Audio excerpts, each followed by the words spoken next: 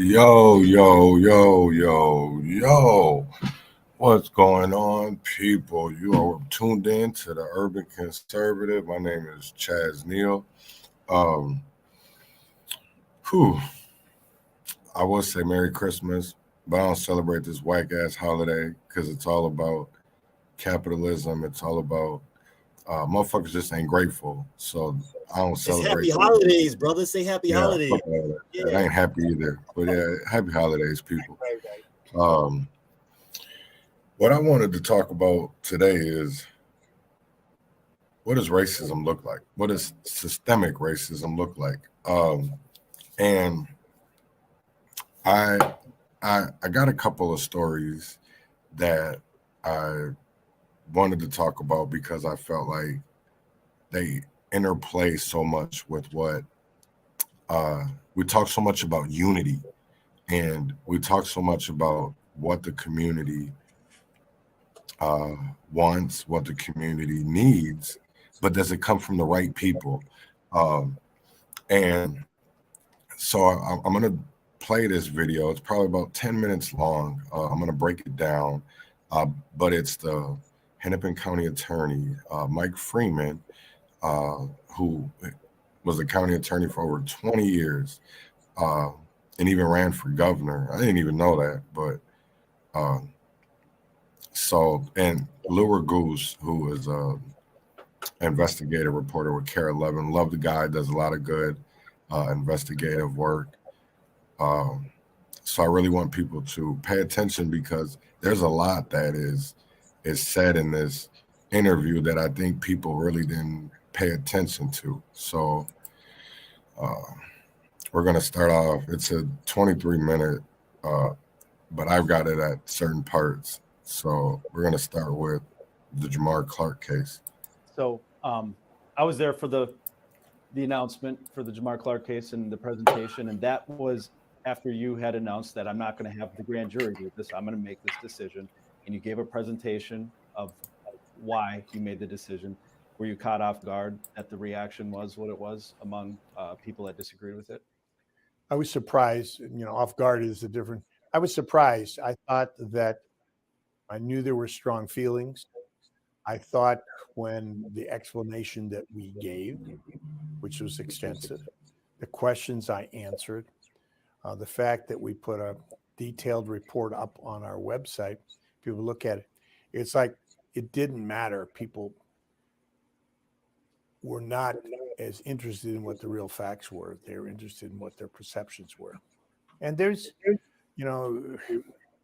police department still has a lot of work to do in terms of being transparent. But I decided that the county attorney.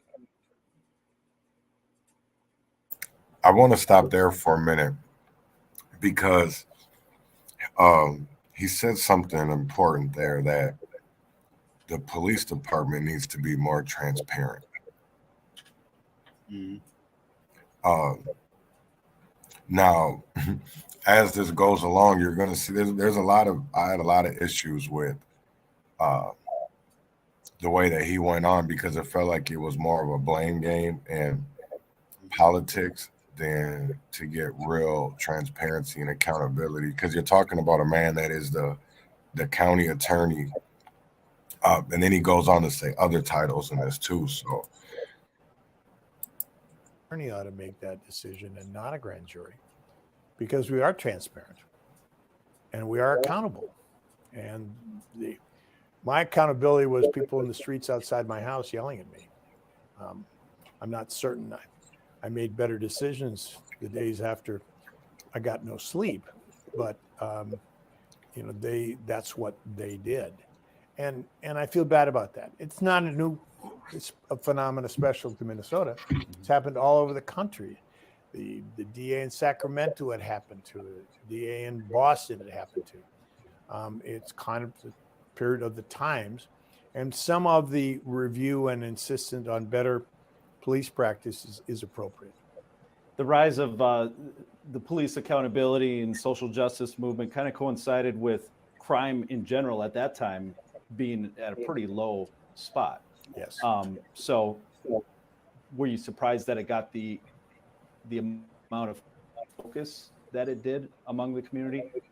I mean, it still gets it now, but now the crime rates have risen again, so the crime is getting a focus as well. I was surprised that I'd spent my career going to community meetings and consulting with people and having task force and listening to folks.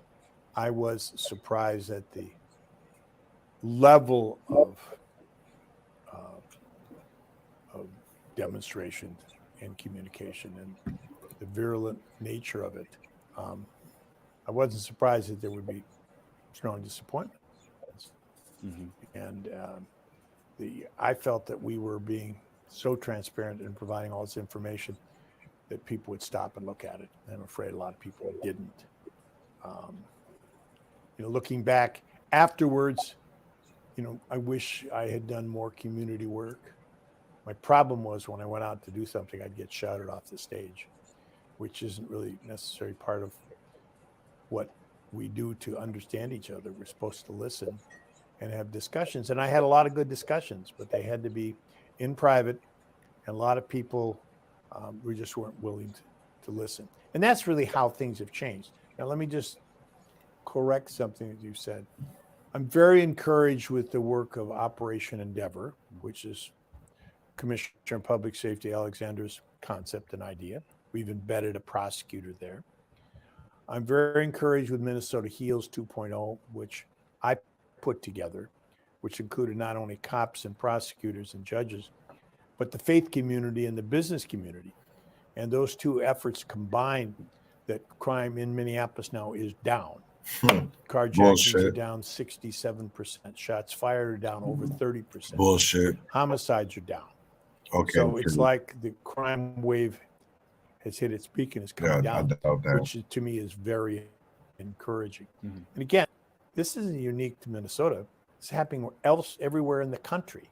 And when I talk to my sister and brother prosecutors from all over the country, and I had the privilege to be the president of the National District Attorneys Association, all of us are facing much of the same. Nobody got quite the pushback we did with the tragic death of George Floyd, but perhaps Minneapolis had it coming. And that also kind of— That's a big fucking statement. Everyone else. But, as somebody that's our district attorney, and for him to come out and say that Minneapolis maybe deserved that, that's some big words. That's beyond fucked up. I'm sorry, but it is. But I mean, it really puts me in the context of like, what the fuck did he mean by that?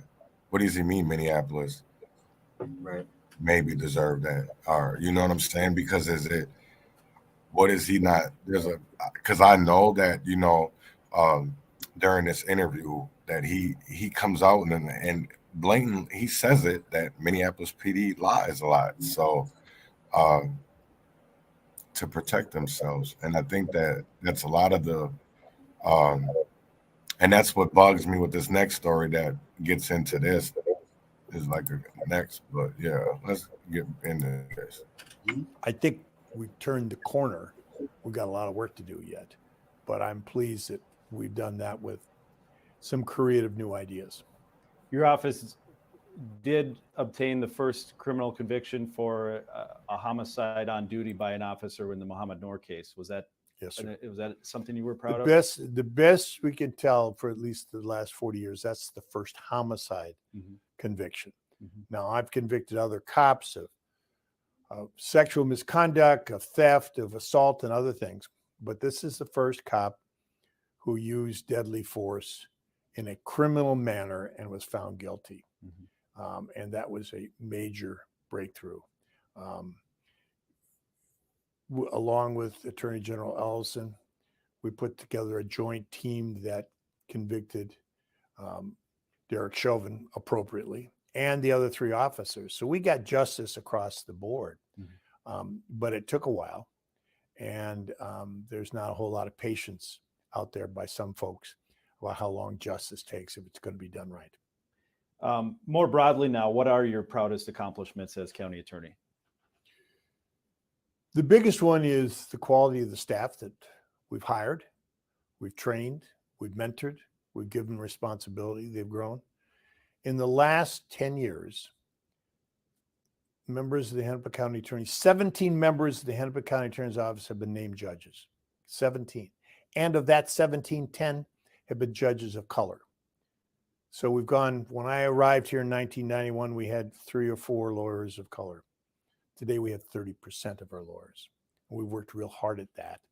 And I'm really proud. Our numbers would be better, but for the fact that these governors keep appointing our best folks to be judges. Mhm. But, it makes you very proud to see Justice McCaig, the first Native woman on the Supreme Court in the state, in not only the state of Minnesota, but in the country. And Juanita Freeman being the first Black woman judge in Washington County. And again and again and again, you look at the number of judges of color. So our bench is beginning to respond and reflect the society, just like this county attorney's office has done. That's not by accident. Mhm. We worked real hard. I'm really proud of that. I guess the other thing is kind of disproving a negative. We haven't had a scandal here. We haven't had a situation where a county attorney was accepting money. We've tried cases that we've learned subsequently the evidence wasn't there.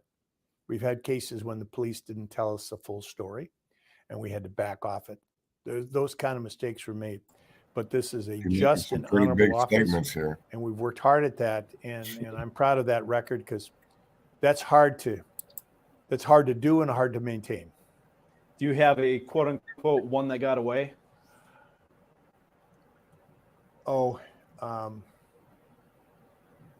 we've never had enough to charge the killers of some of these kids. Something got away. That, the case when the kid was shot in the backseat of Dad's car, and Dad was shooting the other people with a gun. Never.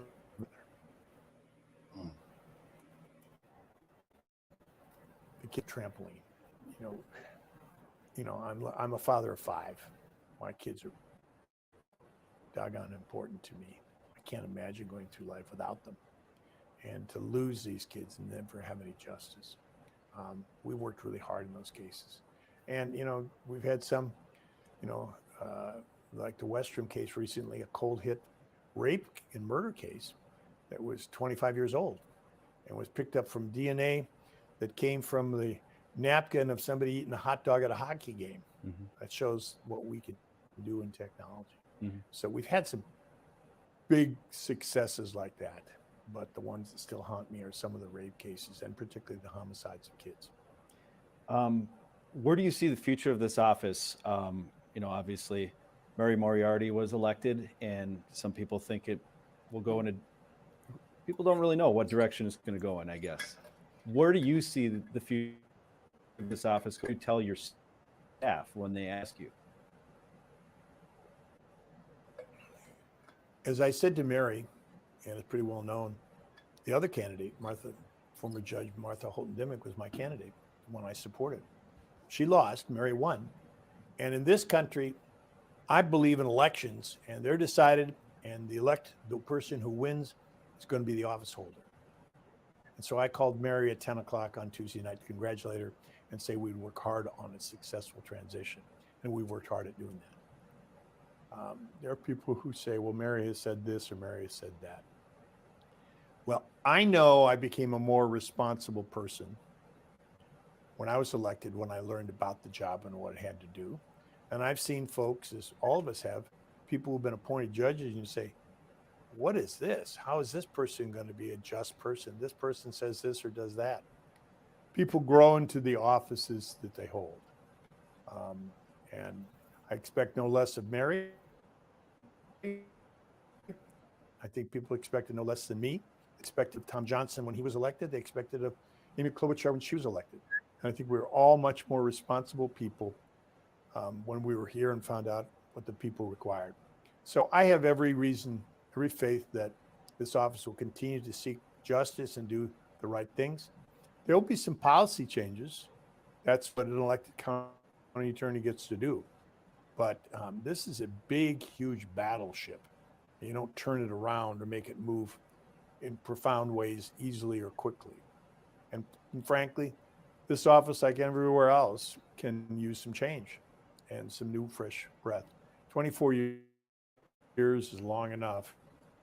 I've been pleased to be here that long, but it was time to go. And I'm prepared on January 3rd to go down to the ground level. I've rented a pumpkin to climb into, going to go off into the sunset of my pumpkin. Well, what are your plans in retirement? The first plan is not to make any significant decisions for at least 9 months. I'll start thinking about what I want to do next after Labor Day 2023. For 50 years, I've gotten up in the morning, put a tie on, and gone to the law office. It's time to do something different. So I don't anticipate doing a law job, but there's a lot of interesting things out there, but I'm going to take my time and figure it out.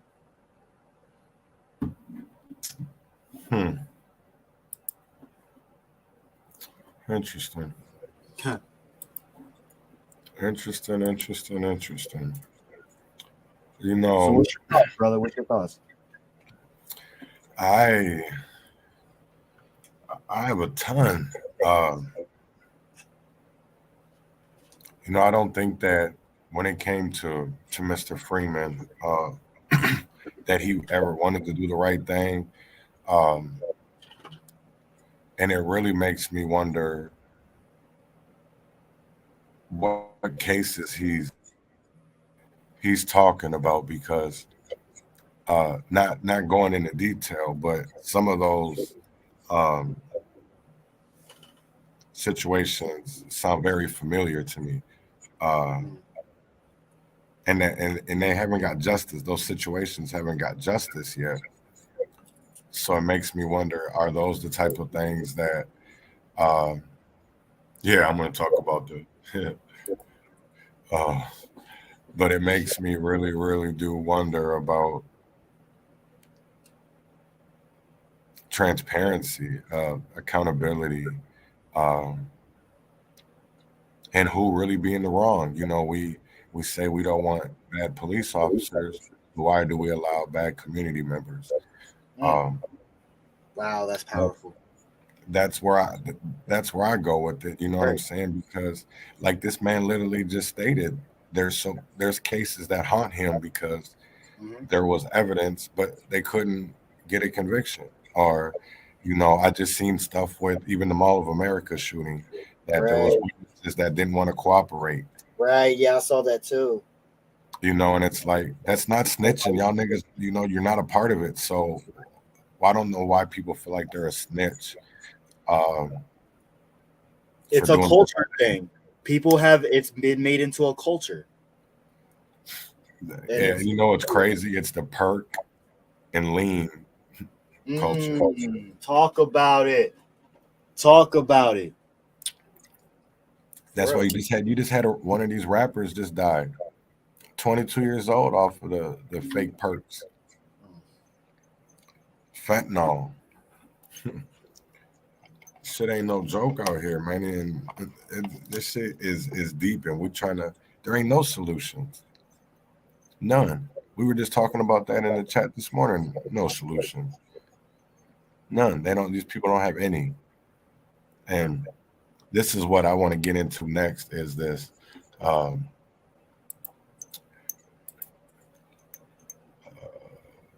screen. I should have kind of set it up first. So, wait, this might not be the exact one though. Oh yeah, it is. Okay, so if you see here is the teachers union slammed for objecting to plan to recruit police from community. Now, what's wrong with that? And now, this story blew my mind. I had to reread it. Go ahead. No, I was gonna say I had to reread it and then think carefully about what was being said in this article, just so I could make sure I understood it right. And there's a lot to discuss here, so I'm really curious to see what you have to say, where your thoughts are on it, and then I'll say my piece. But I just want people to be very aware of what's being discussed in this article, because especially if you have kids and you're anywhere in America, this applies to everyone in America. because this is something that's going on in every district. So just pay attention, Right. y'all.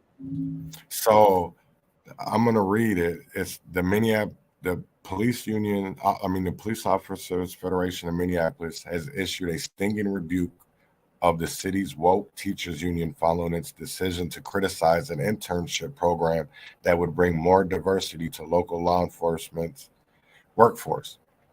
At issue is the newly created Peace Recruitment Plan, which was approved by the Minneapolis City Council earlier this month. The $740,000 one-time award will cover paid internships for high school students from different upbringings who are interested in a career in law enforcement. The measure was included in Democratic, I don't know why they have to say that, Mayor Jacob Frey's 2023 budget. Because here's the thing, people, I agree with this program.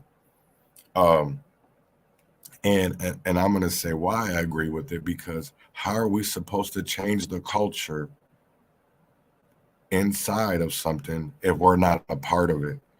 Because I know that there is youth that would love to become police officers but don't have that opportunity to do that. Right. See, I agree with you and disagree. Like, I mean, I don't Right. disagree at all. I will say that I agree with you. And to add, I would say we need other actions along with that simultaneously to change how we perceive these officers and the culture that goes along with it. But I definitely agree with you. I see where you're coming from.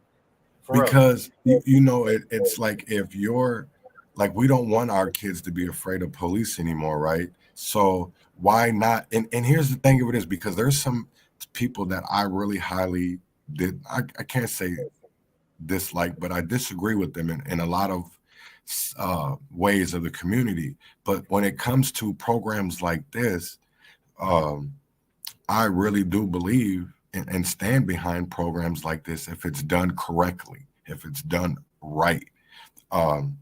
Because we do need to see more Black and brown in policing in our communities, because I do feel like it would be different.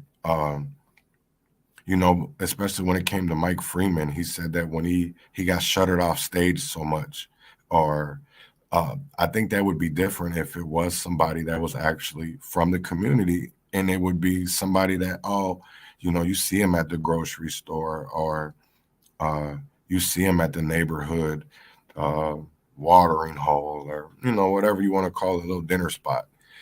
Somebody that's just a part of the community that don't let that seat get to them. Don't, because I think if you're for the people and you want change, nothing else really matters. You're still going to go to Taco Bell and get the dollar menu. You're not going to go all of a sudden go eat steak and shrimp because you make $100,000 now. That's not what that's there for. So I've always wanted to be the type of person that I don't ever want to change. Money's never going to change me. I could be making $500,000 a year, and I still want to live over North Minneapolis, because that's where I'm needed. That's where, people say that we should be proud to get away, but don't be proud to get away and forget where you came from, because that's what everybody's doing. There's nice houses in North Minneapolis, but because you want to feel like you became something and move away, but you can't. Don't forget about where you came from, because there is enough millionaires that came from North Minneapolis that could fix North Minneapolis. We had Prince, Terry Lewis. Man, Janet Jackson been over north in the recording studio. Wow, I had no clue about any of that. Yeah, you know what I'm saying? Roger Nelson, Prince, North Minneapolis. I had no clue. Yeah, man. Like, we have people that are Baby Bash, he from St. Paul. But it's just, to me, I really disagree with the teachers union, and I'm going to get into more of that. Why? Because they just a trip. Hold Hold on. I gotta go back to do this. They ain't good at this part, but we're gonna get better. So, Bro, you got it. oh yeah, I know. So it says the Minneapolis Federation of Teachers teacher chapter voted to publicly denounce the city's new initiative titled the Peace Recruitment Plan to recruit our youth to intern with the Minneapolis Police Department. See, I don't see nothing wrong with that. And I hate that they want to use George Floyd, Winston Smith, and Jamar Clark in the communities in which we serve, because we want people who are from our community to serve in our communities. And that's the problem, because so I gotta stop sharing, go back, because I want y'all to see this, because I'm gonna name off some people that are on the teachers' elected leaders, and people should know who they are. So Marshall Howard, everybody knows who Marshall Howard is. Right. Everybody knows who Marshall Howard is. 38th in Chicago.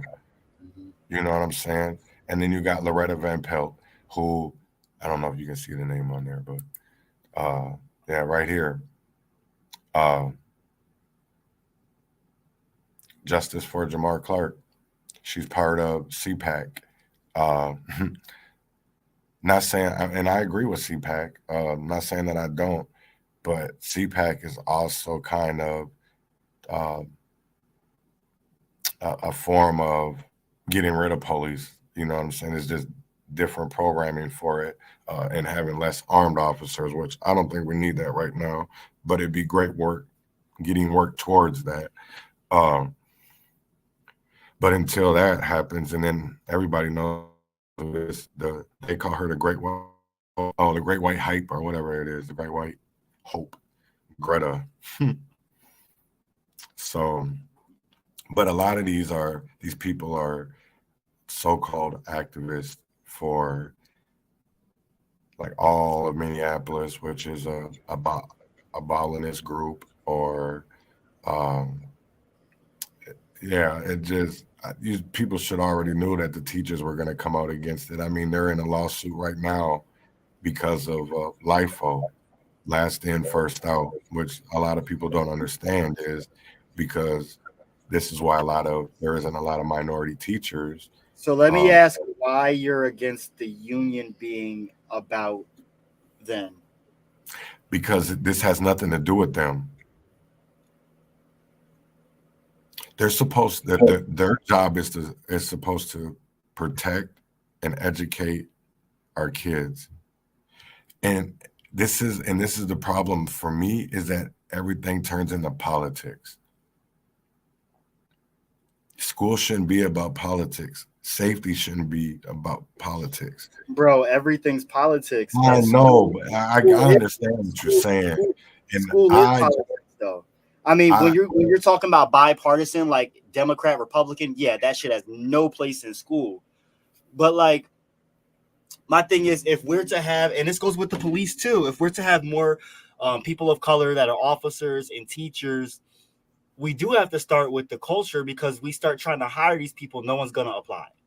And that it happens all the time. They give all kinds of incentives for people of color to apply. Not many do at all, because of the culture. I'll put it like, we've also got to change the culture along with it. It's even, you know, to me, it's more than just the culture, because it's these people are, and this is why I say this, right? Mm-hmm. Because if they don't want that, they've had plenty of opportunities to change the culture within the Minneapolis public schools, because instead of them coming out and saying, they're not even trying to change the people that graduate don't even have an 8th grade reading level. Most of them don't, but they want to come out here talking about internships with the police when our kids ain't even going to go to college. Not the police, but going back to the teachers, because if these kids on average have an 8th grade level reading level, and 60% of Minneapolis students are people of color, and only less than 30, I think it was like less than 20% are teachers. I think it was like 3% of teachers are teachers of color, but 60% are kids of color. How are we going to fill those gaps? Because there's a But the thing reasoning that, for that. You gotta but listen, there's the but thing there's that they're reasons for that. suggesting, what they're suggesting is that if there's too many white teachers, right, and you've got chopping blocks, they're going to look at the people of color and keep them versus the old seniors that are already Yeah, on their it's way called out. last in, first out. Right. I support that. But Right. what they're saying I is don't really, they're saying is that there's a bunch of conservatives that are against that. because it's the way that it's worded. I'm against it too because of the way that it's worded. Because there's some bad black teachers. Right. You know what I'm However, saying? I would rather have a bad black teacher. I For me understand. personally, No, this see, is I me wouldn't. personally, Bad is bad. I would rather have a bad black teacher than have a bad white teacher or any kind of white teacher at all. I never had any kind of teacher of color. I always had white teachers. I don't know what that's like. And I would wish and rather have the experience to have a black teacher at all, whether they were bad or not, than to never know that experience at all. No, and I get what you're saying. I get what you're saying too. But to me, it's all the wording, because I don't even know how the hell to fix anything anymore, because they always want to break it down into a race issue when you really look at it, it's deeper than just race half the time. Like, yeah, I get it. Like, the system's fucked up. Black people definitely ain't getting nowhere advancement anywhere because ain't shit written for us. We're not even black anymore. Motherfuckers don't even see me as African American. They see us as BIPOC now. You know what I'm saying? So they just bunch us up to a whole bunch of shit. If I'm just gonna be one with it, because that's all you see in this legislation.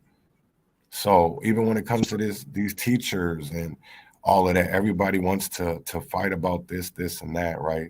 But at the end of the day, who's being left behind still by us adults are supposed to be thinking about the kids, but we're actually leaving them behind because we can't even agree when it comes down to what's best for our kids, because motherfuckers want to go straight to politics instead of just getting what's right for the kids in education so that they can read, that they can do math, simple division, simple multiplying. I will say this based off of my assessment, and this is looking at both parties and looking at their interpretation of this, right? So when it comes to Republicans, or what they put in this article is conservatives, but they're just looking at this from a standpoint of affirmative action and saying that it's not fair. Affirmative action has no place with teachers and unions, and get rid of the unions. Because you know what's crazy? How they can totally fake. But listen, Democrats as well. No, and I get that. I don't even care about Democrats as well are stating, in the argument that I made. However, they're not making the proper changes. They're sitting there fighting with conservatives or Republicans. They're just fighting with each other instead of actually, and don't get me wrong, both points are valid on both sides. However, what is actually effectively getting done to help our children? Hell no, because you know what's crazy? Instead of them doing the whole race thing, right? Because if they went by, they already have a tier system. But if that tier system you were graded on, instead of it just went because of seniority, and instead went on the way that your work habits, and what I mean by your work habits is the success of your students.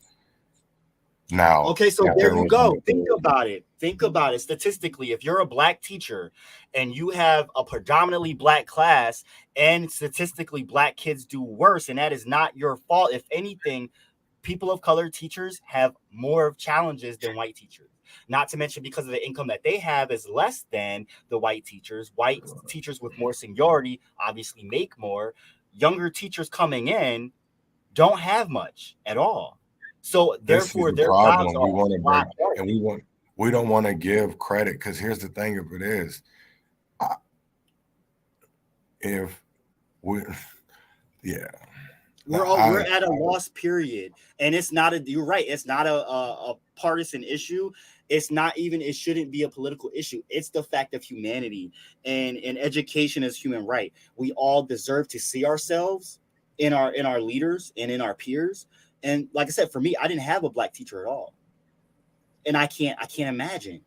I would like to see these kids have as many teachers that are of color as possible, as humanly possible, even if that means that one white teacher is not going to get that job. Well, guess what? Statistically, you don't represent all of the people in this district. They need to be represented with someone that they can associate That with. ain't never, you know what's crazy, man? That ain't never gonna happen. That ain't never gonna happen. That ain't never gonna happen. And I'm gonna, because until we can sit here and separate as people, and I'm talking about Black people, and focus on our community, right, as a whole, but they don't give us the opportunity because you have way too many people with their hands in the cookie jar. Mm-hmm. Let's keep it real. You have agreed. I see all of these people, like right now with even the Tory Lanez and Megan Thee Stallion shit, right? Right. Why the fuck are activists even talking about that? Are you serious? Yeah. I could give a flying fuck. Like, I saw somebody today post justice for Meg Thee Stallion. I was like, you got to be fucking kidding me. So now we're making a mockery out of the stolen lives. This bitch she's a millionaire. I don't give a fuck what happens to her or if he doesn't go to prison or not. These are celebrities and they will be perfectly all right. But we're not. What about these kids? What about those kids that supposedly are snitching? And the culture that comes with that. These kids coming, like you said, with an 8th grade education, coming into malls, shooting shit up. Why are we not making that the point of our conversation? That just pissed me off. Wow. Yeah, it'd be a trip. But you're an activist. It'd be a trip. It'd be a trip. It'd definitely be a trip. It'd be a trip. That's all I can say. I'm done, yo. We got to do better, y'all. We definitely do. We definitely got to do better. Some way, somehow. Because yeah. But not for real. I definitely get where you're coming from. When it comes to this debate, when it comes to schools, I think that's the one thing that people take to heart, is that one thing that's a point of, for parents at least, that brings out the passion in them is talking about their kids. And whether you're poor or rich, Black or white, hopefully you go hard for your kids. Hopefully. Right. So my thought. Say that again. I said I would hope people would too.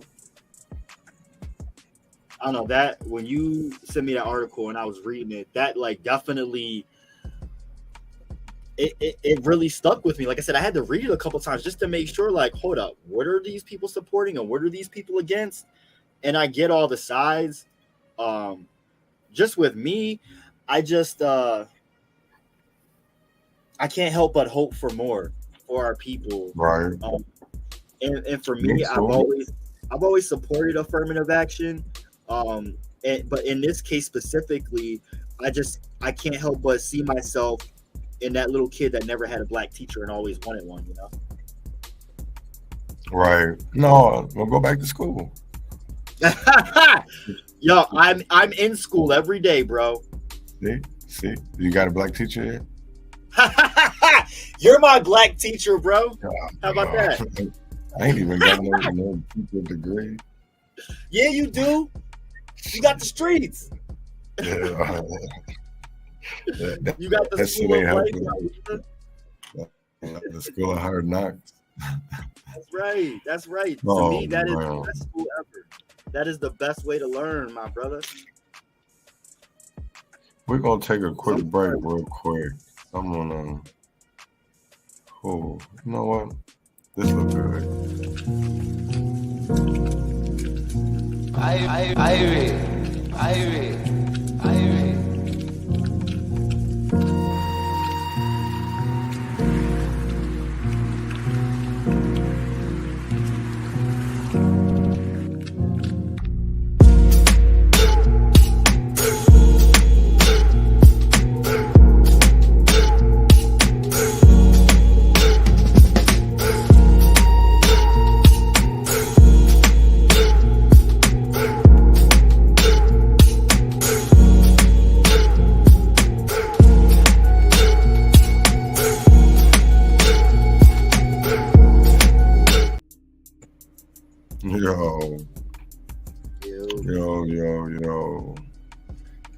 So I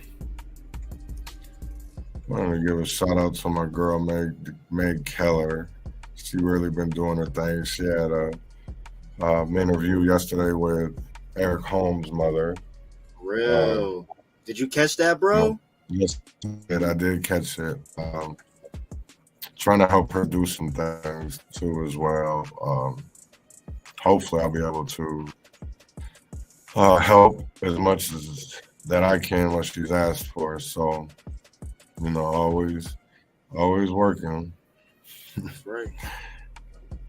So hopefully we can finally get some justice, some accountability. For real. Yo, speaking of Kelvian and Eric Holmes, of course, you already know it's justice for Eric Holmes, but make sure you call the Clayton County Police Department at 780-477-3747 and demand that they release these tapes ASAP. ASAP, shut up and help. So I'm glad we could come on here today. I would say Merry Christmas, but I don't like Christmas, and it ain't no happy holiday.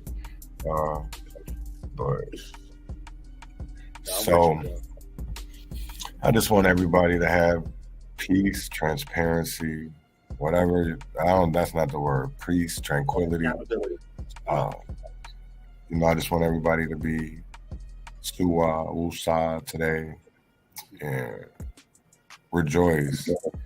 Think about the things that you're grateful for, or things that you appreciate.